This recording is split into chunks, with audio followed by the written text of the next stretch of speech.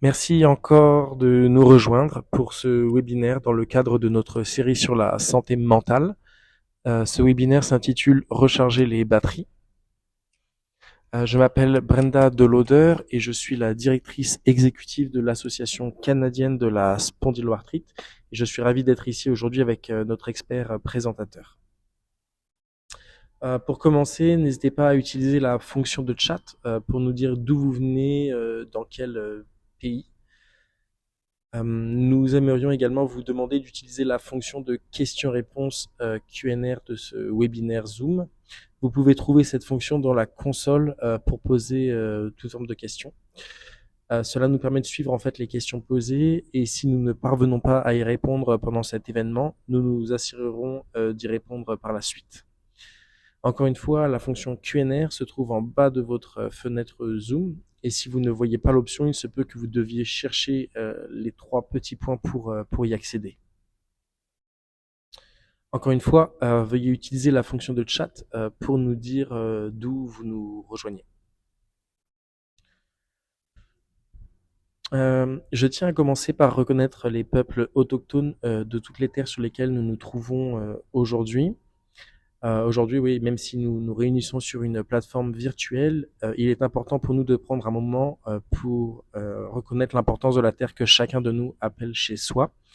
Je vous rejoins depuis la région de Hamilton, en Ontario, qui fait partie des terres visées par le traité du territoire des Mississaugas du Crédit. Nous reconnaissons que ceux qui nous rejoignent le font de diverses terres et territoires.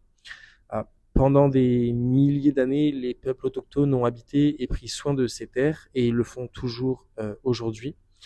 Nous sommes reconnaissants d'avoir l'opportunité de travailler et de vivre sur cette terre et ce faisant, nous témoignons notre respect envers ses premiers habitants.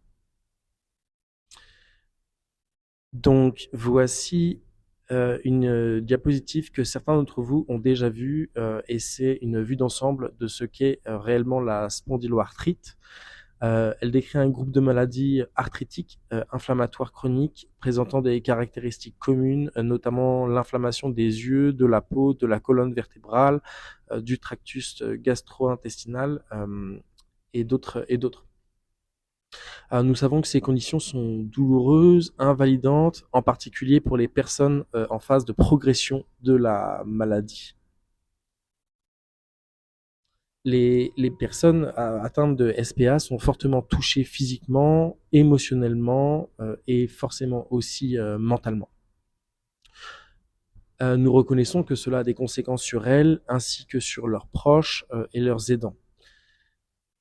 La plupart des personnes commencent à présenter des symptômes entre 17 et 45 ans et nous appelons cela une maladie qui touche les jeunes car elle frappe les individus en plein milieu de leur vie. Donc ici, à l'Association canadienne de la spondyloarthrite, à l'ACS, nous nous concentrons vraiment sur 3 domaines principaux.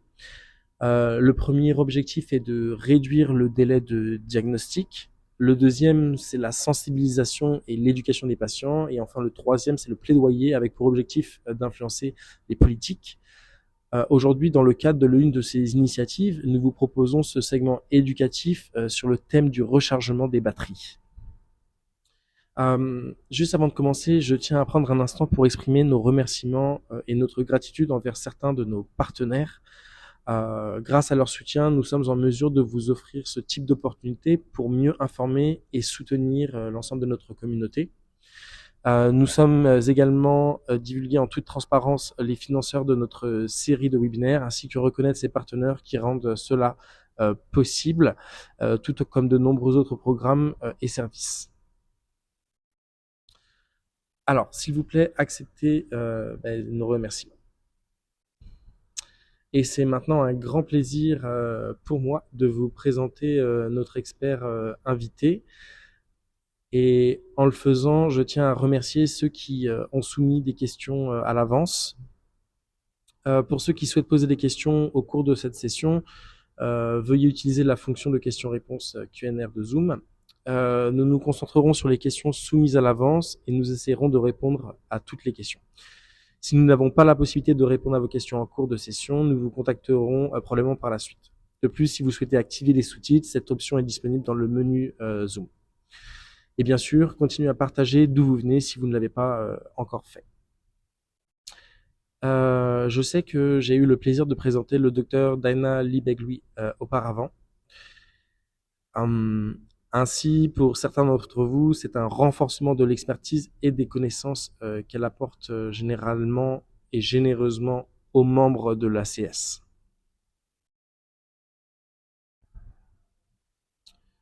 Le docteur Lee Begley est une psychologue clinique et organisationnelle enregistrée en Nouvelle-Écosse, en Colombie-Britannique, en Ontario et en Alberta, avec des accords réciproques pour les clients dans les provinces de l'Atlantique au Québec. Elle possède une vaste expérience appliquée et des connaissances en matière de changement de comportement, de fonctionnement des équipes, de résolution de conflits, de rétablissement en milieu de travail, de diversité, d'équité, d'inclusion, de lieu de travail informé sur le traumatisme, de justice réparatrice et de changement organisationnel. Elle enseigne à l'université Dalhousie en médecine familiale et à l'université Sainte-Marie en psychologie industrielle et organisationnelle. Elle s'efforce de rendre la formation significative et sûre en utilisant des méthodes et des processus fondés sur des preuves. Elle a reçu le prix Women of Excellence en 2017 pour ses contributions à la santé, au sport et au bien-être. Et pour ceux d'entre vous qui la connaissent et ont lu son livre, elle est l'auteur du livre intitulé Healthy Habits Sucks, How to Get Off the Couch and Live a Healthy Life, Even if you don't want to.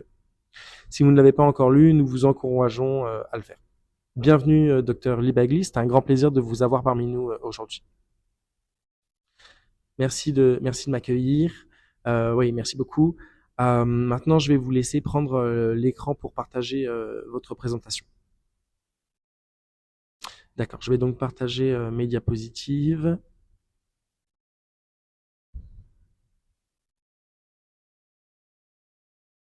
Super. Nous allons parler du rechargement de votre batterie. Comme je l'ai déjà mentionné dans mes précédents travaux, j'ai travaillé pendant près de 15 ans dans les services de médecine, de chirurgie et de soins du cancer à l'hôpital ici à Halifax où je vis. J'ai donc travaillé avec des personnes atteintes de maladies chroniques et de maladies graves. J'ai donc beaucoup d'expérience dans le traitement de personnes atteintes de maladies chroniques. J'y étais jusqu'à la deuxième vague de la pandémie, puis j'ai quitté. Nous travaillons maintenant également sur des lieux de travail sains, en plus d'accompagner les individus qui souhaitent créer des environnements plus sains pour les personnes. Tout d'abord, reconnaissons simplement pourquoi nous sommes si fatigués. Nous entendons cela très souvent, n'est-ce pas ? Fondamentalement, nous pouvons reconnaître que l'épuisement professionnel est l'une des façons de donner un sens à tout cela. L'épuisement professionnel, c'est le résultat à long terme du stress chronique. Il s'agit de sentiments de vidange ou d'épuisement énergétique, de distance mentale ou de cynisme et d'une réduction de l'efficacité professionnelle. Désolé pour les diapositives, elles s'affichent différemment de ce que j'ai créé sur cette plateforme, mais j'espère que vous pouvez toujours les voir. En gros, c'est un sentiment d'épuisement émotionnel. Parfois, les gens se disent « tout ce que j'ai fait aujourd'hui, c'est de rester assis à mon bureau, mais je me sens épuisé ». La distance mentale ou le cynisme est en quelque sorte ce sentiment du genre « à quoi bon ?» et il devient donc plus difficile de réaliser des choses. Une autre façon de comprendre cela, c'est la fatigue cognitive. Dans une étude récente, la fatigue cognitive était l'un des principaux obstacles à l'adoption d'un mode de vie plus sain. Vous savez, 63% des personnes ont signalé une fatigue mentale ou cognitive, ce genre de fatigue mentale et émotionnelle, et ont indiqué que cela constituait un obstacle à l'adoption de comportements sains. Les années précédentes, cela ne figurait même pas parmi les 5 premiers obstacles. Et maintenant, c'est un des principaux contributeurs. Cela nous aide à reconnaître que c'est vraiment un problème constant, c'est un problème nouveau et important pour beaucoup d'entre nous. Donc ce n'est pas seulement vous qui vous sentez particulièrement fatigué. Nous pouvons comprendre cela un peu en termes de fonctionnement du cerveau. Notre cerveau de survie est responsable de choses comme les émotions, les pensées automatiques, la régulation de la douleur, la régulation de l'appétit, et il est conçu pour la survie. Il vous donne d'excellents conseils si vous êtes un homme des cavernes et que votre espérance de vie est de 30 ans et que les menaces auxquelles vous faites face sont des attaques d'ours. Il fonctionne également automatiquement et inconsciemment. Vous ne pouvez pas l'allumer et vous ne pouvez pas l'éteindre. L'autre partie pertinente de notre cerveau, c'est notre cortex préfrontal ou simplement le lobe frontal. C'est là que se trouve la pensée exécutive. Et cela inclut des choses comme la prise de décision, la planification, le déclenchement du comportement, l'arrêt du comportement, la concentration, l'attention et probablement tout un tas d'autres choses que je ne peux pas me rappeler pour l'instant. En gros, il peut contrôler notre comportement. C'est le siège de la volonté ou de l'autodiscipline. Mais contrairement à notre cerveau de survie qui fonctionne en permanence, notre lobe frontal est plus comme une batterie et nous épuisons cette batterie d'autodiscipline. Et donc, à la fois à cause de la pandémie et de cette nouvelle normalité post-pandémie, en gros, nos cerveaux de survie sont en surchauffe et nos batteries de lobe frontal sont à plat. Il y a beaucoup de stress lié à la pandémie. Elle nous a affectés de différentes manières, mais elle a été stressante et a nécessité beaucoup de changements pour tout le monde. Et cette normalité, après la pandémie, est également caractérisée par beaucoup d'incertitudes, bien plus d'incertitudes que celles que nous devions affronter avant la pandémie. Les cerveaux de survie détestent l'incertitude.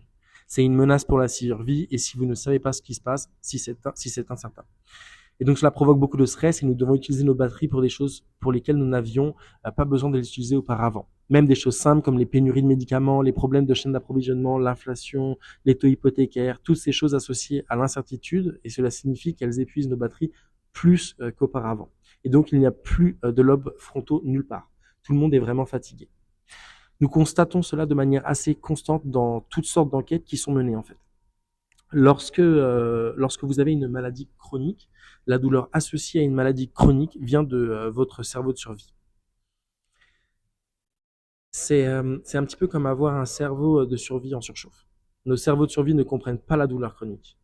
Ils pensent que vous êtes en danger. Ils encouragent à ne pas bouger car c'est une manière de gérer la douleur lorsqu'il s'agit d'une maladie aiguë ou d'une blessure, mais cela finit par ne pas être une bonne stratégie lorsque vous avez une douleur chronique ou continue. Et donc, cette douleur, en fait, provient de votre cerveau de survie, ce qui signifie qu'il y a encore plus d'activation au sein même de ce système. Ça signifie également qu'il utilise davantage la batterie du lobe frontal. Cela signifie donc que lorsque vous avez une condition de santé, une partie de votre batterie est utilisée par votre condition chronique et vous avez moins de batterie à utiliser. La première chose que nous voulons penser, ce sont les activités de recharge. Okay, une activité de recharge, c'est quelque chose qui vous fait vous sentir plus énergique à la fin qu'au moment où vous avez commencé. Des activités courantes comprennent des choses comme le sommeil, manger des aliments sains, rester hydraté, l'activité physique, être en contact avec la nature et la connexion sociale. Mais il y a aussi des différences individuelles. Pour un extraverti, être avec d'autres personnes serait une activité de recharge. Pour un introverti, cela pourrait être épuisant. Il y a aussi une quantité optimale de temps. Faire une promenade de 20 minutes peut être vigorant. Faire une promenade de 6 heures peut être épuisant. Ce n'est pas nécessairement la même chose qu'une habitude saine. Donc si faire une promenade vous rend en colère et irritable, ce n'est pas une activité de recharge, même si c'est une habitude saine. Nous recherchons des choses qui vous font sourire, des choses qui vous font vous sentir un peu plus léger, des choses qui vous offrent une petite opportunité de joie. Et donc, ce peuvent être des choses comme le tambour, le jardinage, l'organisation d'un tiroir par exemple, n'est-ce pas ? Ou même câliner avec votre chien. Et donc, nous visons des choses qui ne ressemblent pas à une autre chose à faire sur une liste de tâches. Nous recherchons en fait des choses qui vous font réellement vous sentir un peu plus léger lorsque vous les avez terminées. L'une des principales choses que nous devons prendre en compte lorsque les gens ont une maladie chronique, c'est le rythme. Cela consiste à reconnaître que la batterie a une quantité fixe. C'est aussi, si vous avez déjà entendu parler de la théorie des cuillères, c'est la même idée. Cela revient essentiellement à reconnaître qu'il y a une quantité fixe d'énergie à disposition et nous devons être attentifs à la gestion de cette batterie. Cela est vrai pour tout le monde, mais c'est particulièrement vrai lorsque vous avez une maladie chronique, car encore une fois, votre maladie chronique utilise une partie de cette batterie. Vous devez donc être plus attentif et réfléchi quant à la manière dont vous allez dépenser votre batterie. Et donc le rythme est l'une des compétences clés dans votre gestion de la batterie. Ce qui arrive souvent aux gens, et c'est une réponse vraiment normale et courante, c'est que les gens se réveillent un jour et se demandent est-ce que ce sera une bonne journée ou une mauvaise journée. Et si c'est une bonne journée, les gens ont tendance à penser je ferais mieux de tout faire alors. Il faut que je fasse autant que possible car on ne sait jamais quand je vais avoir une autre bonne journée. Et donc, ils en font un peu trop. Et ensuite, ils en payent le prix car ils en ont fait un peu trop. Et puis, ils ont une mauvaise journée, n'est-ce pas ? Et puis, le jour suivant, une bonne journée, et ils pensent, je ferais mieux de tout faire car regardez combien de mauvaises journées j'ai eues. Ils en font donc de nouveau un peu trop et ils en ont la peine. C'est une manière vraiment normale de réagir, mais cela finit par réduire ce que nous pouvons faire avec le temps et nous avons vraiment sentir à la merci de notre condition car elle décide de ce que nous pouvons faire chaque jour. Le rythme, c'est maintenir la même quantité d'activité, que ce soit une bonne ou une mauvaise journée. Donc, si vous déterminez ce que vous pouvez faire, même en cas de mauvaise journée. Et le véritable truc, c'est de ne pas dépasser cette quantité, de ne pas faire plus que ça, même en cas de bonne journée. Si vous pouvez maintenir votre niveau d'activité au même niveau, que ce soit une bonne ou une mauvaise journée, alors votre maladie ou votre condition ne décide pas de ce que vous pouvez faire ce jour-là. Vous savez déjà ce que vous allez faire, car vous savez ce que vous pouvez gérer, même en cas de mauvaise journée. Cela nous donne l'impression d'être plus autonome, car notre condition ne décide pas de ce que nous pouvons accomplir. Au fil du temps, vous finissez aussi par être plus fiable, vous n'avez pas à annuler les choses aussi souvent, vous avez plus de stabilité en ce qui concerne la quantité d'activités que vous pouvez faire, le nombre de choses que vous pouvez accomplir, car vous maintenez les choses plus stables. Et donc, cela fait de nous des personnes plus fiables et moins susceptibles d'annuler des choses ou de ne pas pouvoir les faire, car nous avons eu une mauvaise journée. Maintenant, le véritable truc pour le rythme, c'est de retenir les bons jours. Lorsque vous vous sentez bien, vous devez vous arrêter avant de dépasser cette quantité. Et vous devez vous rappeler que vous devez conserver une partie de cette batterie pour le lendemain. C'est souvent la partie d'ailleurs la plus difficile. Et donc, l'autre chose à laquelle vous devez penser, c'est que si cette batterie ou le nombre de cuillères que vous avez est une quantité fixe, comment dépensez-vous votre énergie? La dépensez-vous pour les choses les plus importantes? La dépensez-vous pour des choses que vous seul pouvez faire? Ou dépensez-vous votre énergie pour des choses que n'importe qui pourrait faire? Je comprends parfaitement que des choses comme la lessive et la vaisselle et toutes ces choses doivent être faites. Mais cela me brise un peu le cœur quand les gens utilisent leur précieuse batterie pour ces choses. Je n'ai vraiment jamais rencontré une famille qui pensait que la lessive et la vaisselle étaient la chose la plus importante que leurs membres de la famille faisaient pour eux. Donc si votre batterie est limitée, vous voulez la dépenser pour les choses que vous seul pouvez faire et qui sont les plus importantes en y réfléchissant. Encore une fois, dans notre culture, nous agissons comme si vous essayez simplement plus fort, vous pouvez en faire plus. Mais ce n'est pas vrai, c'est une quantité fixe. Tout le monde devrait avoir ses pensées, se poser ses questions sur la façon dont je dépense ma propre batterie. Est-ce que c'est la meilleure façon de la dépenser? Mais vous devez être encore plus réfléchi à ce sujet lorsque vous avez une maladie chronique. Et souvent, les gens diront, vous savez, j'ai de jeunes enfants ou d'autres exigences, je ne peux pas gérer mon rythme, je ne peux pas contrôler la quantité d'activité. Et c'est absolument vrai. Et dans ce cas, vous voulez construire un village. Cela signifie en gros que nous essayons d'ajouter des batteries supplémentaires au système, nous voulons ajouter des batteries supplémentaires de sorte qu'il y ait plus de batteries disponibles pour faire tout ce que vous devez faire. Parfois, nous ne pouvons pas retirer des choses de la liste, donc vous voulez ajouter des batteries. Lorsque vous pensez à cela, construire un village, beaucoup d'entre vous doivent le faire délibérément. Nous pourrions ne pas l'avoir déjà construit, vous voulez le considérer comme plus que simplement votre famille biologique. Les gens pensent souvent à leurs parents biologiques, et si ces personnes vous sont utiles, alors c'est fantastique. Mais pour beaucoup d'entre nous, ce ne sont pas les meilleures sources d'aide. Il est tout à fait acceptable d'inviter d'autres personnes dans votre village pour vous aider, qui peuvent avoir des compétences ou des capacités que notre famille d'origine n'a pas. Si vous y réfléchissez, tout le monde dans votre village était composé de parents biologiques, cela résulterait techniquement en consanguinité et ce n'est pas une bonne idée. Nous voulons compter sur la technologie, des choses comme la connexion virtuelle avec des gens et des relations virtuelles. Les études montrent que la présence en personne est meilleure que la virtuelle, mais être virtuel est certainement meilleur que rien du tout. Le monde s'est ouvert pour les gens parce que tant de choses sont en ligne, alors profitez de ces connexions. Il y aura de nombreuses parties différentes de votre village. Certaines parties pourraient ne jamais se rencontrer. Et c'est très bien. La même personne ne doit pas être tout pour tout, n'est-ce pas? Le boucher peut simplement vous fournir votre viande, n'est-ce pas? Vous pouvez avoir des groupes spécifiques qui vous aident pour une tâche particulière. Ils n'ont pas besoin de faire partie de tous les aspects de votre vie. Les prestataires de soins, de santé ou les groupes de patients, par exemple, peuvent faire partie de notre village. Ce sont des personnes qui nous soutiennent en ajoutant des batteries supplémentaires. Et pour les personnes qui en ont les moyens, parfois, payer des gens pour faire partie de votre village est une excellente utilisation de votre argent. Tout le monde ne peut pas le faire, je comprends parfaitement. Mais si vous en avez la possibilité, parfois c'est un excellent moyen de dépenser votre argent pour déléguer quelque chose que vous n'avez pas besoin de faire à quelqu'un d'autre et éventuellement quelque chose qui pourront être fait plus rapidement ou plus efficacement car ils le font tout le temps. Si vous pensez à un homme à tout faire, j'ai une babysitter parfois, elle fait partie de mon village, elle m'aide à ajouter des batteries supplémentaires au système. Maintenant, il est souvent très difficile de demander de l'aide et de l'accepter. Et nous le savons. Les gens ne veulent pas être un fardeau pour les autres. Mais vous voulez aussi vous rappeler, vous savez, il y a probablement eu des moments où vous avez aidé quelqu'un d'autre et en fait, cela vous a fait vous sentir mieux. Cela n'a pas réellement épuisé votre batterie, cela a en fait amélioré. Et donc, ce n'est pas toujours un jeu à somme nulle. Simplement parce que quelqu'un vous aide ne signifie pas qu'il a moins de batterie. Et en fait, regarder quelqu'un qui lutte, que vous aimez et qui refuse votre aide est en réalité beaucoup plus épuisant pour notre batterie que s'il nous laisse l'aider. Et donc, ne privez pas les autres de la possibilité de vous soutenir, de vous offrir de l'aide. Et cela améliorera l'ensemble des choses car vous pourrez dépenser votre batterie pour les choses les plus importantes pour vous. Nous savons que cela peut être un défi pour les gens, mais c'est une compétence vraiment nécessaire pour pouvoir gérer cette batterie. Et cela vaut également pour les personnes atteintes de maladies chroniques, mais c'est vrai pour la plupart d'entre nous de nos jours. Alors je veux juste offrir quelques ressources supplémentaires. Nous savons qu'il n'y a pas assez de fournisseurs de soins de santé mentale. Nous savons que la santé mentale est l'une des principales préoccupations des patients, que les patients veulent plus de soutien à cet égard et que les prestataires de soins de santé ne sont souvent pas suffisamment équipés pour y faire face. Il n'y aura jamais assez de psychologues, il n'y aura jamais assez de fournisseurs de soins de santé mentale pour répondre aux besoins.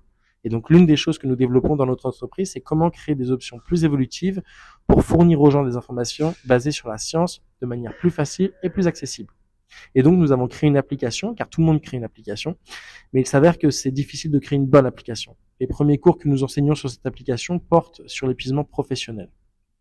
Donc fondamentalement, comment recharger votre batterie? Nous aurons également des cours spéciaux pour les personnes atteintes de maladies chroniques, ainsi que pour des populations spéciales comme les médecins ou les avocats, pour les aider à comprendre comment appliquer ce contenu.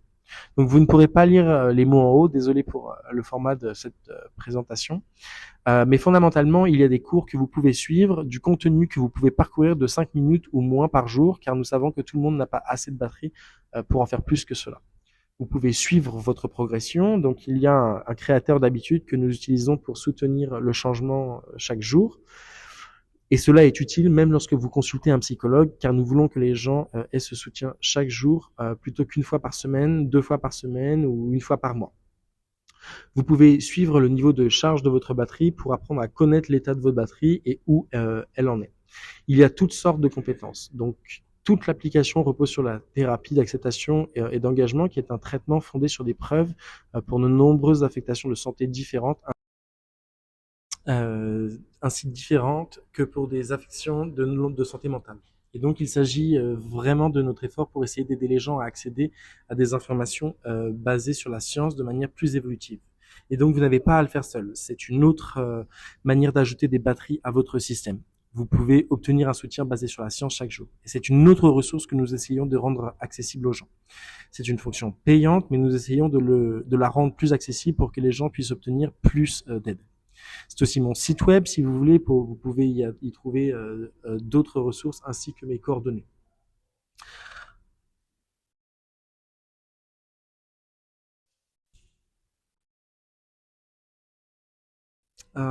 Merci beaucoup pour tout cela, merci pour toutes ces informations. J'étais en train de noter frénétiquement tous ces points que vous partagez. Euh, et et c'est vraiment passionnant d'en apprendre davantage sur cette application. Avant de répondre à quelques questions, peut-être que ce que nous ferons une fois que cette application sera disponible, nous la partagerons via une newsletter avec tous les membres afin qu'ils puissent y accéder. Donc merci beaucoup pour cela. Et vous savez, c'est formidable de voir comment on peut utiliser la technologie pour aider les gens là où ils en sont. Alors j'ai quelques questions ici et la première est mon partenaire ne rentre à la maison que tard, mais à ce moment-là ma batterie est à plat et elle est toujours active et cherche à discuter de projets et avoir des conversations approfondies. Euh, comment résoudre un petit peu ce dilemme? Ah oui, c'est là que nous voulons réfléchir à la gestion de la batterie et à la manière dont vous la gérez et à l'endroit où se trouve votre batterie et comment vous la dépensez. Que votre partenaire rentre tard ou que ce soit lorsque vous rentrez tard chez vous en fin de journée, avez-vous dépensé toute votre batterie? Rentrez-vous du travail sans batterie parce que vous l'avez dépensée pour toutes les autres choses de votre journée? Et encore une fois, demandez à votre partenaire ce qui est le plus important pour eux. Que vous ayez fait la lessive ou qu'ils aient le temps de parler avec vous en fin de journée. La gestion de la batterie consiste à vous assurer de la réserver un petit peu de batterie pour eux lorsque vous avez du temps pour interagir avec eux. Et cela signifie encore une fois de se retenir quand on pourrait en faire plus, de manière à avoir de la batterie disponible pour les choses qui, encore une fois, sont les plus importantes dans la vie, comme nos relations personnelles avec les personnes qui comptent le plus pour nous.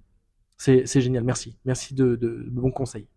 Et ce sont parfois des conversations difficiles à avoir, mais Eh bien, c'est une belle façon d'avoir une conversation en famille à propos des batteries. Vous savez ce que je veux dire avec avoir cette conversation avec tout le monde dans votre famille, parce que souvent vous pouvez vous soutenir mutuellement pour recharger vos batteries, n'est-ce pas? C'est différent de dire je vais à la salle de sport pour recharger mes batteries. Peux-tu surveiller les enfants s'il te plaît? Parce que quand je reviendrai, je serai une meilleure mère et une meilleure partenaire, je serai de meilleure humeur, j'aurai plus d'énergie pour faire les choses qui comptent, n'est-ce pas? Ok? Et c'est beaucoup plus facile d'en parler en termes de batterie. Il y a aussi des gens qui sont différents dans ce qui épuise leur batterie et ce qui la recharge. Il arrive parfois que l'on organise les tâches ménagères en veillant à ce que tout le monde ait une bonne batterie, mais en les assortissant avec les choses qui demandent beaucoup de batterie aux uns et peu aux autres. Dans mon équipe de travail, j'ai un membre qui adore faire des tableaux, qui aime examiner les détails, qui aime regarder tous ces chiffres. Je pourrais le faire, mais cela me coûterait énormément de batterie, tandis que pour elle, cela demande très peu de batterie, car elle aime vraiment ça. Alors, assortir des tâches de cette manière, quand c'est possible, peut être un moyen très efficace d'utiliser nos batteries en les associant à des choses qui en demandent moins pour nous. Et ensuite, prendre en charge des choses qui sont peu coûteuses en batterie pour nous aider. De très bons exemples notamment. J'ai une autre question ici, et c'est l'incertitude de ne pas savoir quand les poussées se produiront qui est épuisante. J'ai l'impression de toujours me préparer au pire. Comment dois-je gérer la situation? Comment devrais-je gérer ces émotions? Oui, c'est une partie de la gestion du rythme, n'est-ce pas? Si vous gérez votre rythme de manière plus régulière, vos poussées ne seront pas aussi fréquentes, intenses ou longues, mais vous en aurez toujours. Encore une fois, vous pouvez faire tout ce qu'il faut et votre état de santé continuera d'osciller et il pourra encore progresser. Mais si vous gérez votre niveau d'activité en dosant, vous ne verrez pas les extrêmes de la même manière que si vous ne le faisiez pas. Et cela vous aide également à vous sentir plus autonome car vous savez quel genre d'activité vous pouvez accomplir même en mauvaise journée. Vous pouvez maintenir cette gestion du rythme. Cela signifie toutefois que vous devez vous retenir les jours où vous vous sentez bien. C'est la meilleure stratégie pour gérer les poussées. Et puis il y a autre chose à laquelle vous devez penser, vous savez, moi aussi j'ai des symptômes de santé lorsque j'en fais trop. Je ressens parfois des tensions dans le cou par exemple, et quand cela devient vraiment grave, j'ai mal à la tête. Et autrefois, je m'énervais contre mon corps, je lui disais non, je veux continuer à travailler, pourquoi me fais-tu ça? Tu m'empêches de travailler. Maintenant, j'essaie de voir les choses autrement, je me dis d'accord, merci de me faire comprendre que j'en fais trop, merci de me faire comprendre que je dois ralentir. C'est très frustrant de ne pas pouvoir faire ce que l'on veut parce que son corps ne vous le permet pas, mais il essaye de prendre soin de vous. Il essaye de vous envoyer un signal d'alarme avant que la situation ne s'aggrave et en fait avant qu'elle ne devienne irréversible. Et donc vous devriez considérer ces poussées avec gratitude en remerciant votre corps de vous envoyer des messages pour vous dire de ralentir et de prendre soin de vous. C'est ainsi que j'essaye de l'aborder, même si je suis frustré de ne pas pouvoir l'accomplir autant de travail que je le souhaiterais. Et oui, c'est vraiment une excellente perspective. Et nous allons passer à la dernière question que j'ai ici. Elle concerne les ressources. Je sais que vous avez déjà partagé d'incroyables ressources. Il s'agit du travail. Je n'ai pas d'avantages sociaux et je vis avec un revenu fixe en raison de ma condition. Avez-vous des suggestions pour d'autres ressources gratuites? Alors oui, il existe quelques ressources gratuites sur wellness-together.ca, qui est une ressource gouvernementale en santé mentale, gratuite pour tout le monde. Il y a aussi des études de recherche que vous pouvez trouver sur notre site web qui offrent à nouveau des ressources gratuites si vous acceptez de participer à la recherche et de partager vos expériences, ce qui aide ensuite forcément d'autres personnes. En ce qui concerne notre application, nous essayons de la rendre très abordable. Elle coûte 10 dollars américains par mois pour essayer de la rendre accessible même pour les personnes à faible revenu. Et en fait, nous espérons que, vous savez, les organisations, les entreprises, les sociétés pharmaceutiques achèteront, vous savez, l'application pour leurs membres afin qu'elle soit plus accessible pour les gens. Ah oui, effectivement, il y a aussi ce genre de modèle et nous ciblons souvent les lieux de travail pour essayer de les convaincre de l'acheter afin que leurs employés puissent l'utiliser sans avoir à supporter le coût supplémentaire eux-mêmes. Ce sont donc quelques-unes des choses, vous savez, auxquelles vous pouvez toujours accéder. Nous savons que c'est un gros problème, même lorsque vous avez des ressources, il y a de longues listes d'attente pour obtenir un soutien en santé mentale. Et c'est donc un gros problème, et voilà comment nous avons essayé de, vous savez, exploiter la technologie pour aider les gens, mais nous savons que ça reste un problème. C'est formidable, merci pour cela. Et alors que nous terminons notre session aujourd'hui, je voulais simplement exprimer, vous savez, notre plus profonde gratitude envers vous, Dr. Lee Bagley, pour toutes vos connaissances, vos idées et votre expertise. Cela signifie beaucoup pour nous et pour les membres du CSA. Et vous savez, quand j'écoutais, vous savez, la recharge des batteries, je ne pouvais m'empêcher de penser à mon téléphone portable, n'est-ce pas? Je suis, vous savez, intransigeant sur le fait de m'assurer que mon téléphone portable est chargé. Et donc, en appliquant la même mentalité à moi, en tant qu'individu, j'ai besoin de m'améliorer à cet égard. Donc, je voulais aussi mentionner que pour ceux qui ne l'ont pas encore vu, il y a un webinaire précédent où nous abordons le soutien et l'importance d'accéder au soutien pour gérer et naviguer dans la maladie. Ces ressources sont disponibles sur le site du CSA, c'est-à-dire spartreaties.ca. Nous disons toujours que vous n'êtes pas seul. Il y a une équipe de guerriers SPA prêts à vous soutenir, que ce soit par le biais de groupes de soutien ou de ressources en ligne. Et je tiens à remercier tout le monde de nous avoir rejoints aujourd'hui.